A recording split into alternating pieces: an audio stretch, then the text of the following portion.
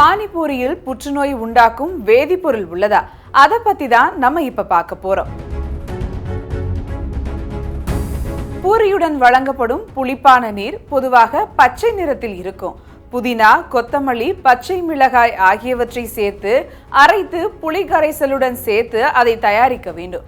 ஆனால் அதில் பச்சை நிறத்தை கூடுதலாக்கி காட்டுவதற்காக ஆப்பிள் கிரீன் எனும் நிறமி சில இடங்கள்ல சேர்க்கப்படுவதாக கூறப்படுது.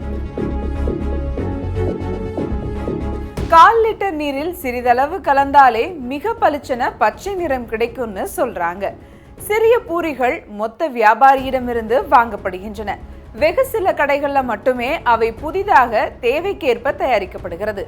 அந்த பூரிகள் வெகு நாட்கள் கெடாமல் சட்டென்று உடையும் தன்மையுடன் இருக்க வேண்டும் என்பதற்காகவும் பளிச்சென மஞ்சள் நிறத்தில் இருப்பதற்காகவும் சன்செட் எல்லோ என்ற நிறமி பயன்படுத்தப்படுகிறது. இதில் வழங்கப்படும் மசாலாவில் ஆரஞ்சு போன்ற நிறத்தை வழங்க ட்ராட்ரைசன் என்ற நிறமி பயன்படுத்தப்படுகிறது என்று சொல்லியிருக்காங்க. இந்த வேதிப்பொருட்களை நெடுநாள் தொடர்ந்து உட்கொண்டால் சிறுநீரகம், கல்லீரல் பாதிக்கப்படும். உடலில் உள்ள சிவப்பு அணுக்கள், தட்டு அணுக்கள் எண்ணிக்கை குறையலாம், கொழுப்பு சத்து அதிகரிக்கலாம். கர்ப்பிணி பெண்கள் உட்கொண்டால் கருவில் இருக்கும் குழந்தைக்கு பிற்காலத்தில் நரம்பு வளர்ச்சி நோய்கள் ஏற்படலான்னு சொல்றாங்க. இந்த வேதிப்பொருட்கள் மரபணு பிறழ்வை ஏற்படுத்தும் தன்மை கொண்டது என்பதால மிக அதிகமாக உட்கொள்ளும் போது உடலில் மரபணு மாற்றங்களை ஏற்படுத்தி புற்றுநோயை உண்டாக்கவும் வாய்ப்புண்டு என்று எச்சரிக்கின்றன.